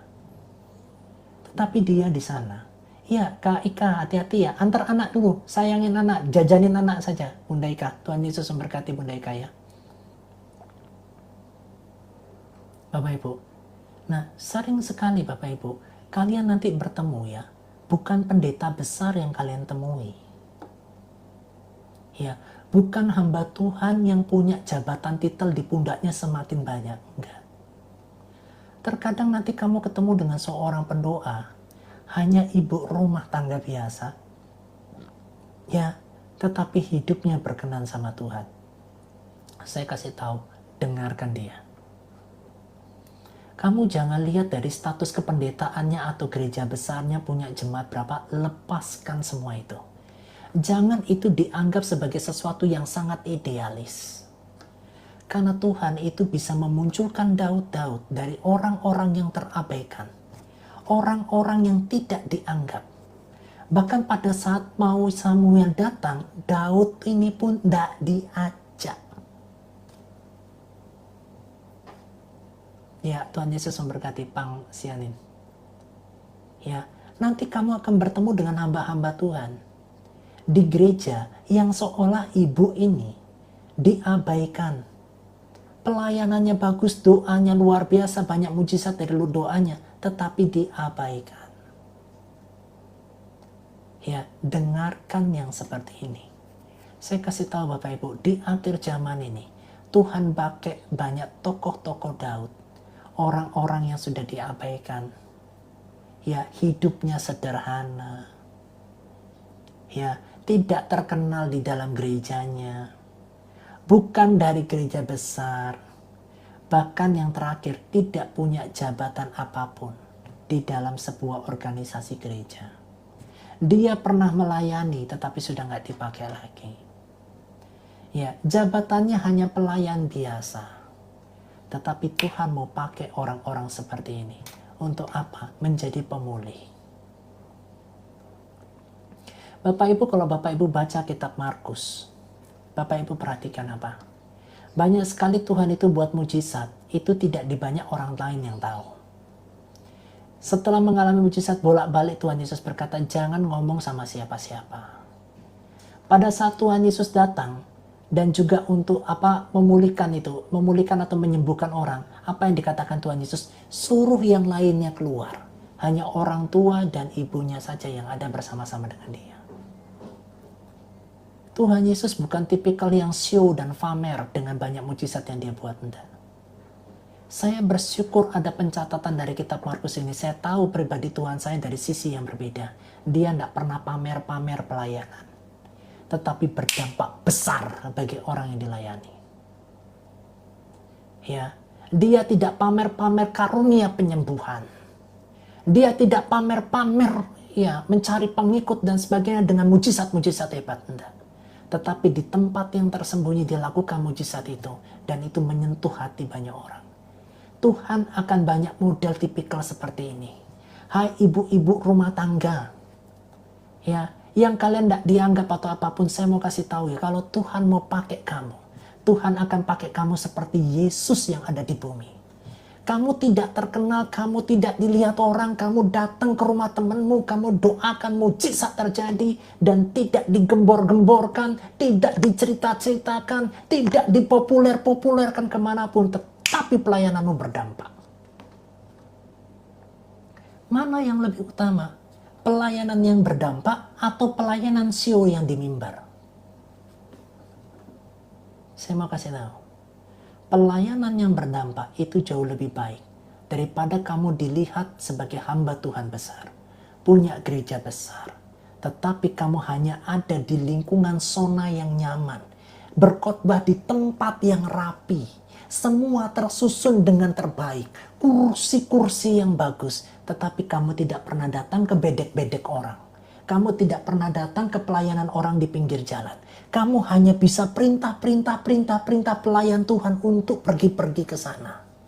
Sedangkan kamu di belakang mimbar yang mewah, di tempat duduk yang enak, mobil Alphard yang jemput kamu. Sedangkan mereka yang pelayanan ibu rumah tangga, jalan kaki, bahkan bukan naik BMW, tetapi naik BMO alias bemo atau angkot. Tuhan tidak pernah pandang rupa. Saya mau kasih tahu Bapak Ibu, sekalipun kalian cuma ibu rumah tangga biasa, ya, sekalipun kalian cuma ART atau asisten rumah tangga, sekalipun kamu cuma kerja office boy, saya mau kasih tahu ya, kalau Yesus mau pakai kamu, kamu pasti berdampak. Dampakmu tidak langsung besar atau show di depan-depan jemaat orang-orang banyak, tetapi di tempat-tempat yang tersembunyi, kesetiaanmu dalam melayani Tuhan itu yang berdampak. Kenapa Tuhan pilih Daud? Dia setia melayani 2-3 ekor dombanya. Dia tidak pernah domba-dombanya mengalami kecelakaan, tetapi domba-dombanya selalu bersama dengan nyaman dan tenang di sana. Ya, kalau kalian tidak dipakai di gereja besar, bersyukur. Jangan ngomel, jangan ngeluh. Tuhan pakai aku, bagaimana pelayananku bisa berdampak, sekalipun aku tidak di dalam gereja. Ya, dan kehidupanmu yang berdampak gak ada orang yang tahu, hanya orang yang kamu bantu itu yang tahu. Tetapi saya kasih tahu Bapak Ibu, orang yang kamu layani itu tanpa kamu sadari, keturunannya bisa jadi hamba Tuhan yang berdampak dari pelayananmu. Ruth awal-awalnya banyak gak ada yang tahu, tetapi dari Ruth muncul yang namanya tokoh hebat bernama siapa? Isai. Setelah Isai siapa? Nggak apa-apa kamu kamu diabaikan. Kamu dianggap sebelah mata, nggak apa-apa. Tetapi kalau Yesus mau pakai kamu, kamu berdampak. Saya hanya berdoa Bapak Ibu di tempat-tempat ini. Banyak ibu-ibu rumah tangga dipakai Tuhan. Tidak di mimbar-mimbar besar. Tetapi pada saat kamu menerima konseling, kamu melayani konseling, kamu menjadi pemerhati, kamu berdoa, itu doamu powerful. Jangan batasi pelayanan itu hanya di sebuah gedung gereja. Ya, jangan kamu merasa sudah dipakai Tuhan kalau kamu di dalam gedung gereja dan kamu dipakai sana sini dalam melayani. Tetapi yang benar-benar menyentuh ke jiwa seseorang, itu pelayanan-pelayanan tersembunyi yang dilakukan Yesus yang tertulis di dalam kitab Markus. Ya, jadilah Daud di akhir zaman ini Bapak Ibu. Nggak apa-apa kamu diabaikan. Pekerjaanku cuma satu kok, ngurusin suami, cuci piring, setrikain baju anakku. Enggak apa-apa. Karena Daud cuma 2-3 ekor domba. Dombanya enggak banyak. 5 pun enggak nyampe. Hanya 2-3 ekor domba yang dia lakukan. Ya, jangan pernah membatasi dirimu hanya kamu seorang ibu rumah tangga biasa. Atau kamu seorang asisten rumah tangga. Ya, tetapi pelayananmu bisa berdampak kalau ada Yesus di tengah-tengah hidupmu. Kalau ada Yesus di dalam hidupmu dan kamu melakukan apa yang mau Tuhan Yesus mau lakukan, kamu lakukan itu, kamu berdampak. Ya, jangan remehkan dirimu, Bapak Ibu. Jangan pernah merasa bahwa kamu gak dipakai Tuhan. Daud ini bukan siapa-siapa. Ya, di dalam keluarganya sendiri pun dia diabaikan. Gak diajak. Kalau Tuhan mau pakai, semua berhasil sesuai maunya Tuhan. Saya hanya berdoa Bapak Ibu kalian yang ada di sini 38 ini. Berdoa sama Tuhan, Tuhan pakai hidupku. Bagaimana aku berdampak sekalipun banyak orang gak lihat apa yang menjadi yang aku lakukan pelayanan. Tetapi Tuhan lihat pelayananmu. Kenapa kita harus pelayanan yang berdampak selalu dilihat banyak orang? Mau butuh pengakuan kah kita? Mau butuh validasi kah kita? Kenapa kok kita sering sekali minta yang namanya Tuhan berikan aku karunia penyembuhan? Supaya kita mendapatkan pujian kah? Wah, pelayanannya bagus, dipakai Tuhan, karunia mujizatnya banyak dan sebagainya. Apakah itu yang menjadi fondasi kita dalam melayani? Enggak kan? Kita melayani karena kita cinta Tuhan. Kita melayani karena kita sayang sama Tuhan. Kita melayani karena kita sudah banyak sekali mengalami cinta kasih Tuhan dalam hidupmu. Ya, jangan pernah melayani berpikir bahwa kamu berbicara di depan jemaat yang begitu banyak dan besar. Tetapi melayanilah hanya 1-2 orang yang kamu layani, tetapi hidupmu bertambah dalam hidupnya. Orang yang kamu layani cinta Tuhan sungguh-sungguh, itu jauh lebih bervalue di mata Tuhan. Daripada melayani di depan gereja yang ditonton orang banyak, kamu dapat pujian, mereka itu hanya ikut tepuk tangan saja.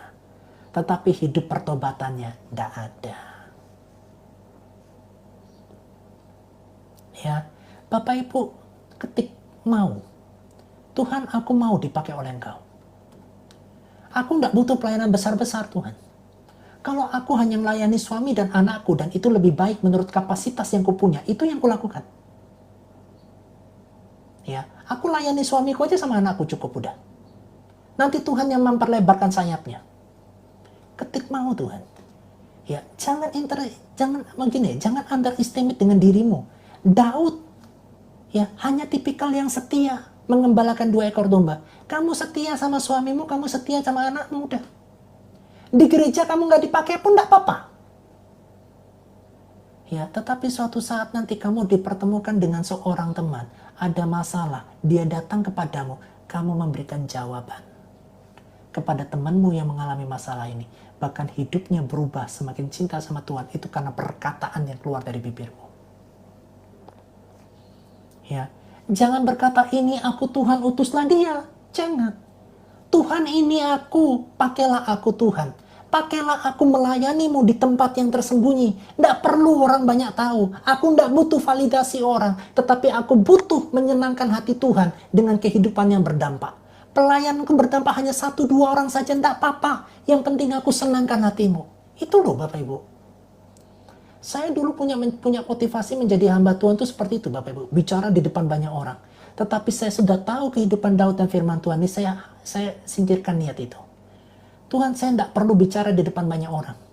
Tetapi pada saat saya menyampaikan pengajaran, mereka dengar itu hidupnya mau berubah.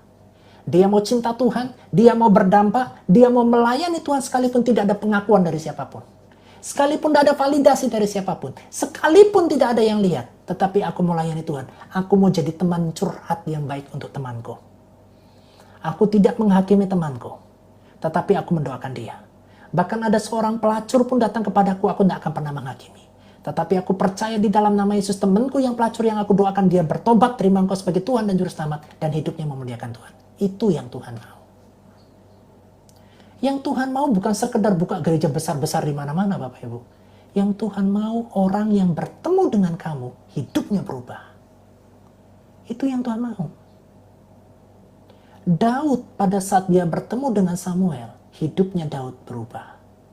Samuel memberikan dampak yang besar kepada Daud. Yang Tuhan mau seperti itu. Ya, Bapak Ibu katakan, Tuhan aku mau Engkau pakai. Ya, Tuhan aku mau Engkau pakai.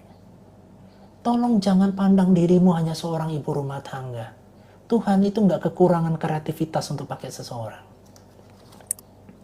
Kita butuh Bapak Ibu, penuai-penuai di akhir zaman ini. Relakanlah dirimu untuk Tuhan pakai. Ya, Tuhan aku mau Engkau pakai. Caranya Tuhan saja dah, aku tak melok, aku tak ikut. Aku ndak mau mikir pelayanan model apa Tuhan. Pokoknya aku mau Tuhan pakai aku menjadi hidup yang berkenan dan berdampak. Mau pelayanan model apapun suka-sukanya Tuhan. Aku nggak mau pilih Tuhan. Tuhan yang pilihkan.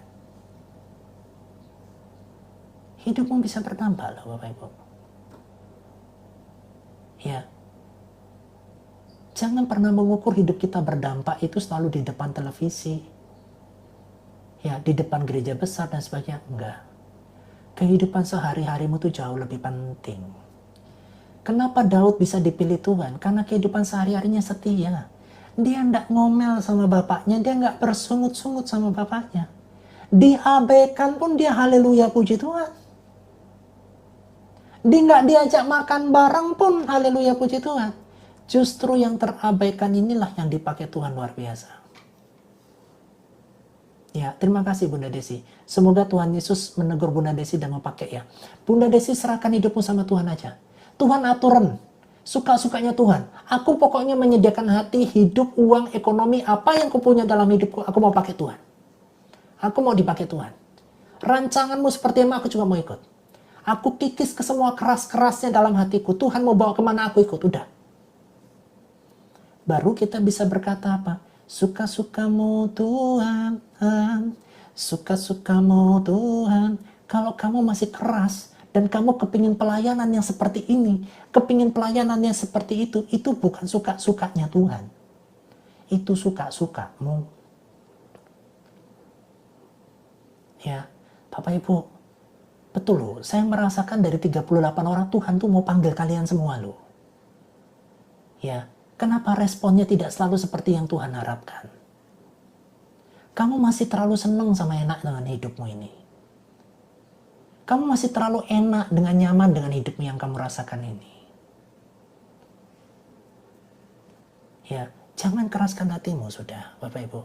Tinggalkan apologet-apologet yang merasa berapologet, sebenarnya kamu nggak melayani Tuhan. Kamu melayani kedaginganmu sendiri. Kamu melayani emosionalmu sendiri atas dasar membela Tuhan. Ya, belum tentu Tuhan mau kasih panggilan kamu di apologet. Belum tentu. Karep-karepnya kita sendiri jadi apologet. Ya, yang penting kan melayani. Bukan itu.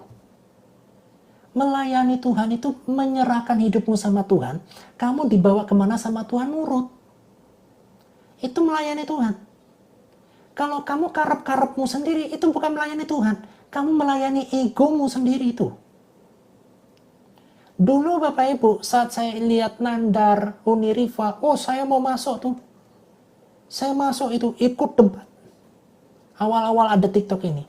Setelah itu hati saya tidak damai, saya cuma berdoa. Tuhan, saya harus bagaimana menghadapi mereka ini? Tuhan kasih solusi. Bahas firmanku dari kitab Kejadian sampai Wahyu. 3,5 tahun saya habiskan itu dari kitab Kejadian sampai Wahyu. Ya, selanjutnya apa Tuhan?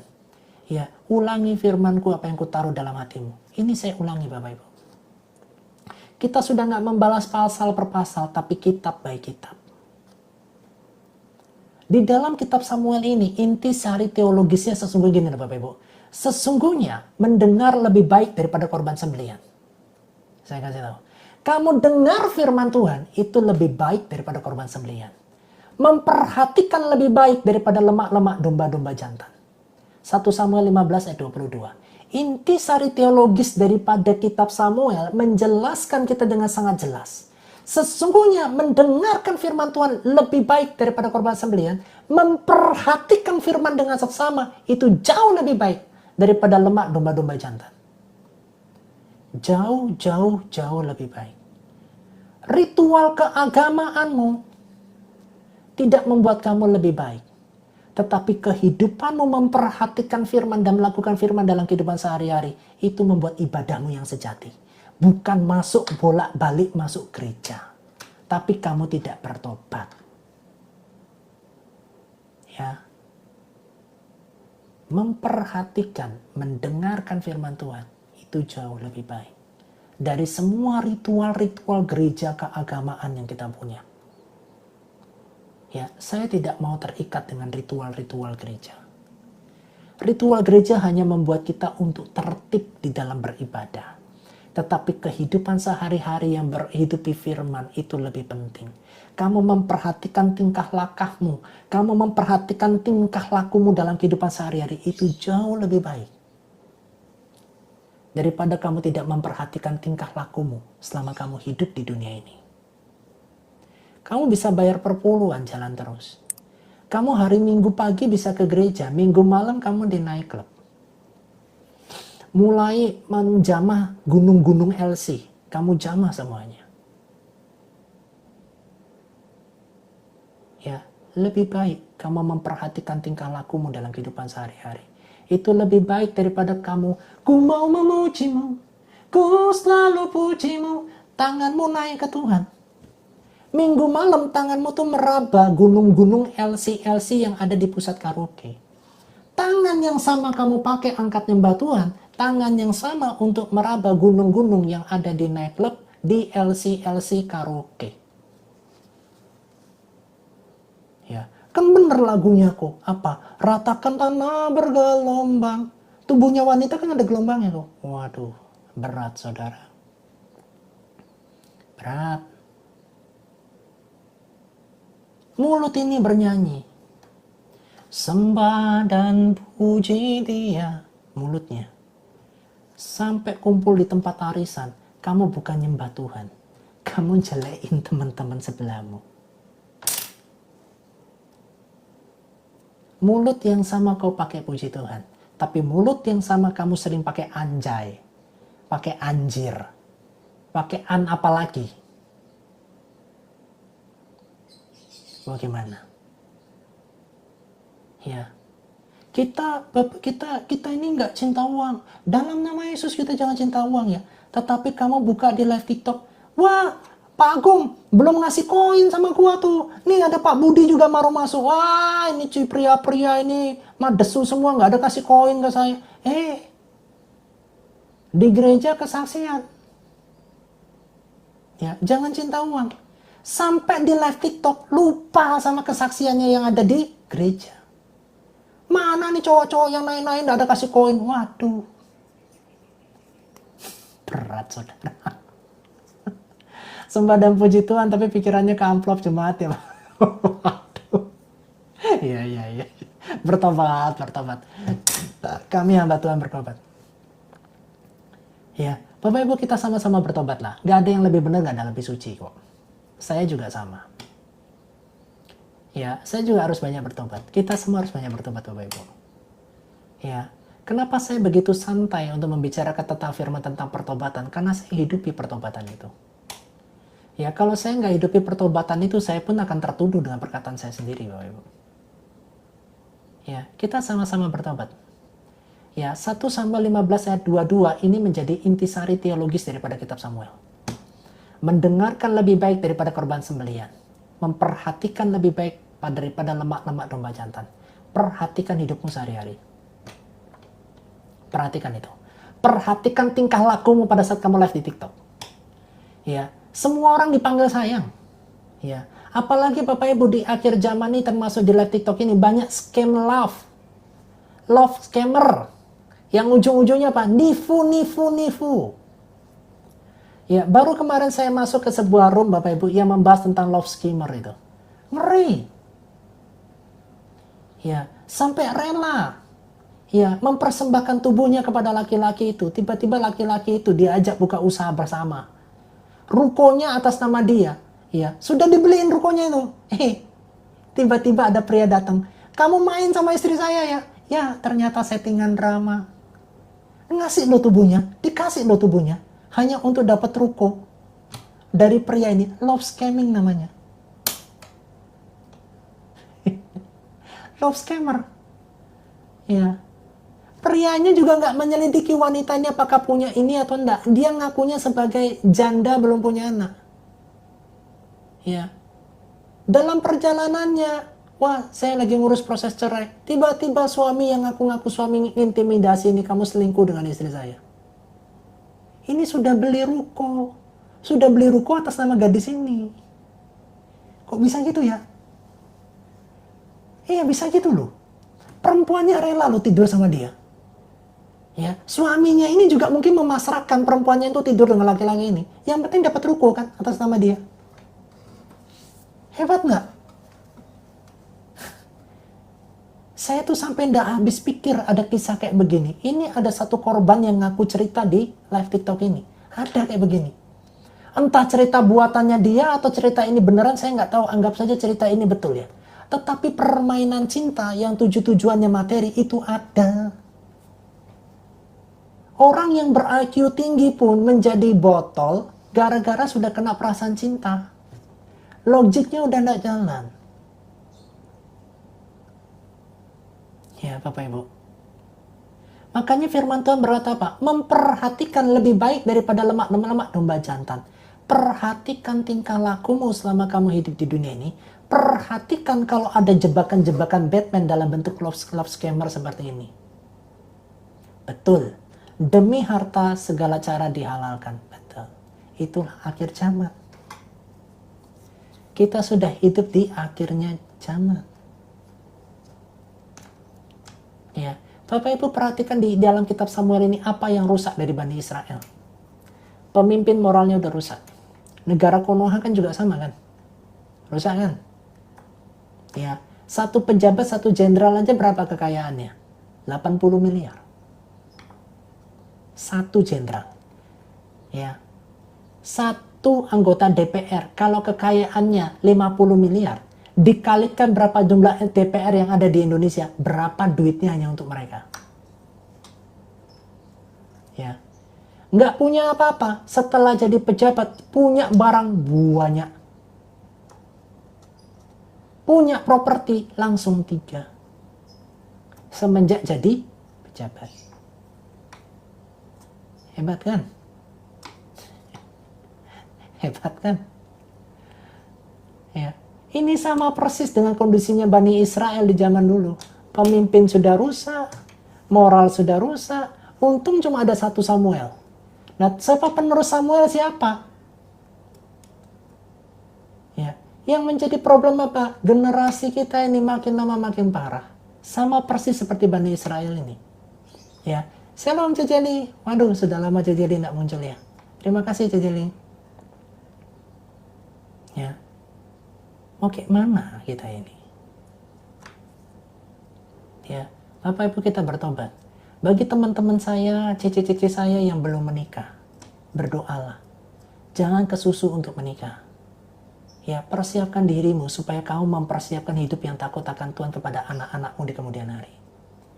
Jangan kesusu nikahnya. Ya, capek aku jadi wanita independenku, tidak apa-apa.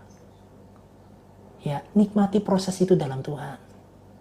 Ya, shalom Jejali, shalom Jejali. Ya, supaya kamu bisa mewariskan yang baik kepada generasi di bawahmu. Supaya kehidupan kita tuh tidak rusak. Bapak Ibu. Ya, generasi itu penting. Samuel itu mengajarkan banyak hal, Bapak Ibu. Ya. Kesimpulan secara akademis, Bapak Ibu. Kesimpulan terakhir. Secara akademis, 1 Samuel adalah bagian integral dari sejarah Deuteronomistis. Kitab ini tidak sekedar mencatat kronik masa lalu, melainkan mengevaluasi sejarah Israel berdasarkan teologi restribusi kitab ulangan. Ketaatan mendatangkan berkat, sedangkan pemberontakan berujung pada hukuman. Tujuan akhirnya adalah memberikan legitimasi bagi dinasti Daud sambil menjelaskan akar teologis dan krisis yang kelak membawa Israel ke dalam pembuangan. Ya, itu kesimpulannya. Makanya Bapak Ibu, kenapa kalian harus pelajari Alkitab kalian? Saya merangkumkannya untuk Bapak Ibu. Ya, tapi saya berharap begini loh. Bapak Ibu harus pelajari Alkitabmu sendiri. Allah kita itu persona. Allah kita itu sangat personil. Allah itu sangat intim dengan pribadi setiap pribadi. Keintiman saya dengan Tuhan itu berbeda dengan keintiman kalian dengan Tuhan. Metode yang Tuhan berikan buat saya dengan metode yang Tuhan berikan buat Anda itu berbeda. Tetapi kesamaannya cuma satu, sama-sama cintai Tuhan. Kasih Tuhan dengan segenap hatimu dan segenap jiwamu dan segenap akal budimu. Dan kasihlah sesama manusia seperti dirimu sendiri. Bapak Ibu, Tuhan Yesus memberkati Bapak Ibu kita semua. Ya, oh silakan Bunda Lydia naik mau ngasih pesan ya. Sambil nunggu Bunda Lydia nanti naik, oh Bunda Desi mau naik, oke silakan. Ya, kita kasih Bunda Desi untuk berargumentasi dulu. Oke, masih loading ya.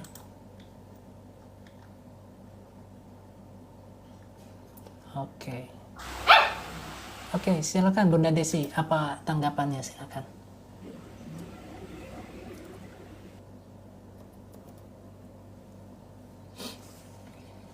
Haleluya. Oh, jatuh, kepencet ya. Kepencet, oke.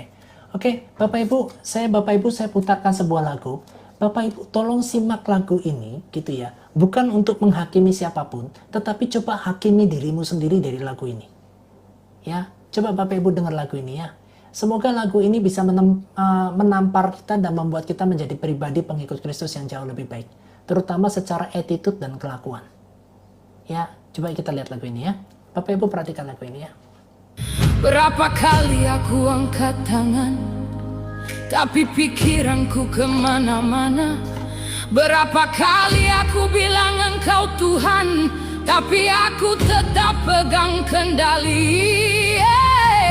Firman-Mu. Bapak Ibu, kira-kira yang pegang kendali hidupmu siapa? Tuhan atau dirimu sendiri? Bapak Ibu percayakanlah bahwa lagu ini salah satunya lahir dari keintiman. Ya, dan lagu ini bukan untuk anak-anak rohani. Lagu ini untuk orang-orang dewasa. Ya, kita nggak boleh makan cuma aku diberkati, aku disayang Tuhan, aku diberkati Tuhan. Nggak cuma sekedar itu. Ya, Bapak Ibu saya putarkan kembali. Perhatikan liriknya dan minta Tuhan hakimi hidupmu. Jangan bilang Tuhan hakimi suamiku atau hakimi anakku. Coba kamu minta Tuhan hakimi aku. Ya, shalom Bunda Yeni, shalom. Ya, mari Bapak Ibu kita koreksi sama-sama, kita hidup bertobat sama-sama ya. Tuhan Yesus memberkati. Berapa kali aku angkat tangan, tapi pikiranku kemana-mana.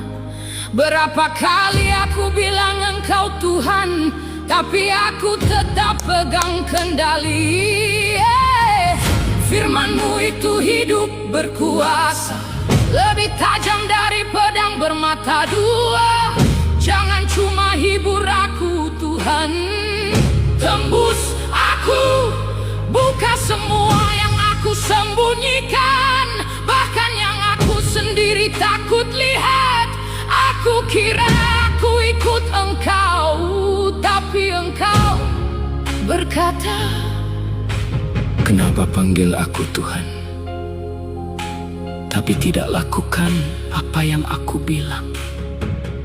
Tuhan, ternyata ini bukan soal lemah, ini soal aku memilih tidak taat. Abasanda, Engkau berkata, siapa tidak memikul salib tidak layak mengikuti aku. Tuhan, ini berat karena aku mau hadirat-Mu, tapi tidak mau harga. Aku mau berkat, tapi lari dari salib. Engkau berkata, bertobat, kerajaan surga sudah dekat. Tuhan, aku capek pakai kata proses untuk tutupi pemberontakan. Aku capek bilang dipulihkan, padahal aku masih keras. Hari ini jangan sembuhkan aku dulu, hakimi dulu yang tidak beres di dalamku. Jangan tenangkan aku dulu, hancurkan yang palsu dalam aku. Engkau berkata, yang aku kasih, aku tegur. Tuhan, kalau Engkau diamkan aku, itu yang paling mengerikan. Jadi hari ini, jangan lepaskan aku. Robek semua topeng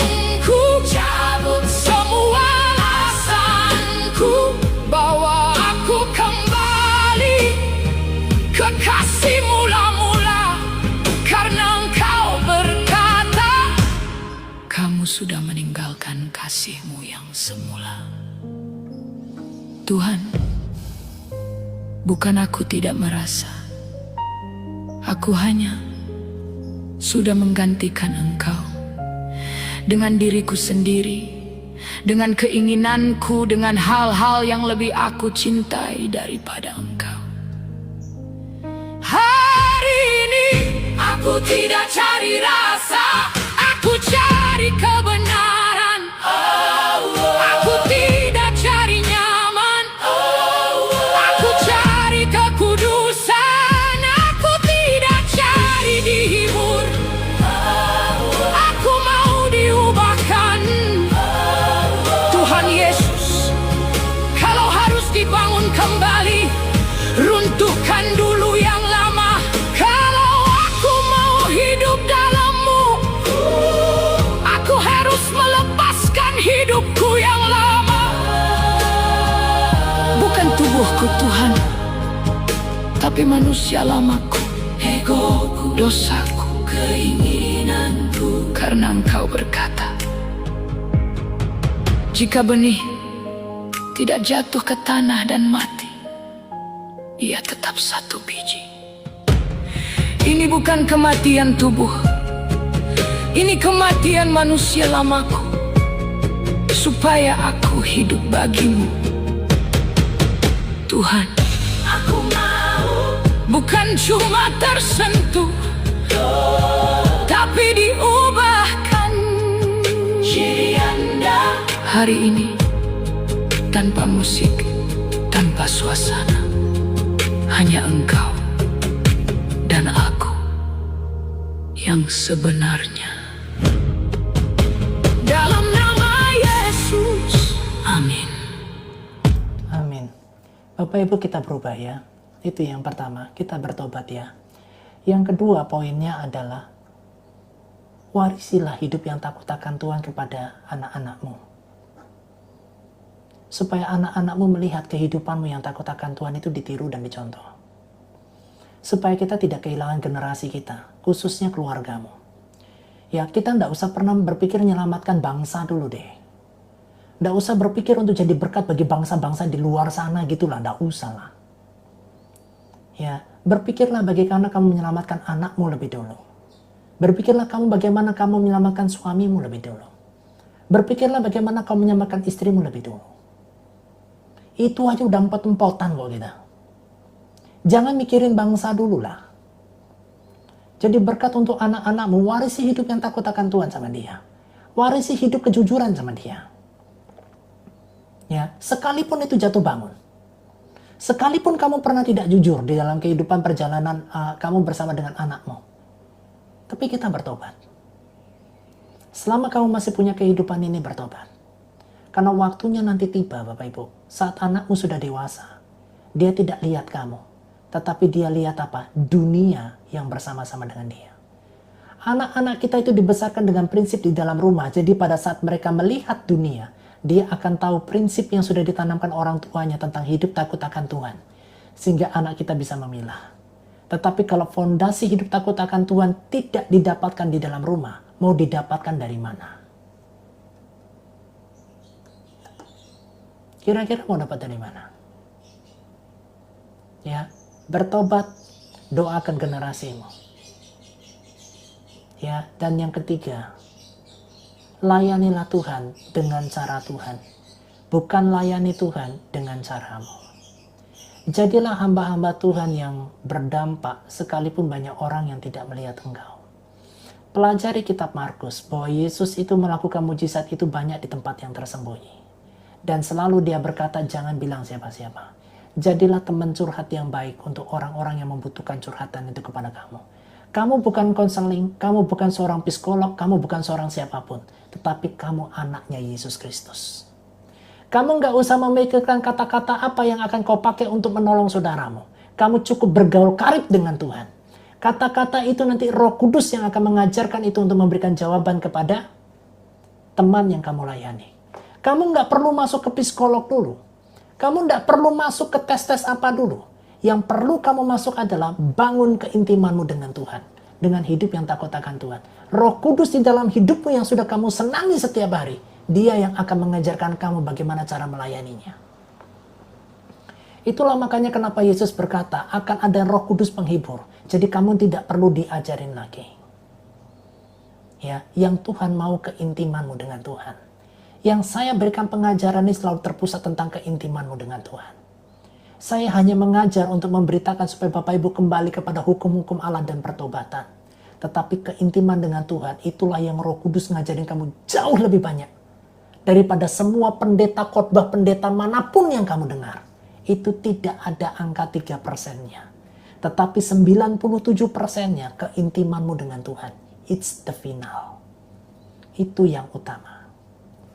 Ya, jadilah hamba-hamba Tuhan yang tidak dilihat banyak orang. Yang diabaikan, tetapi Tuhan disenangkan.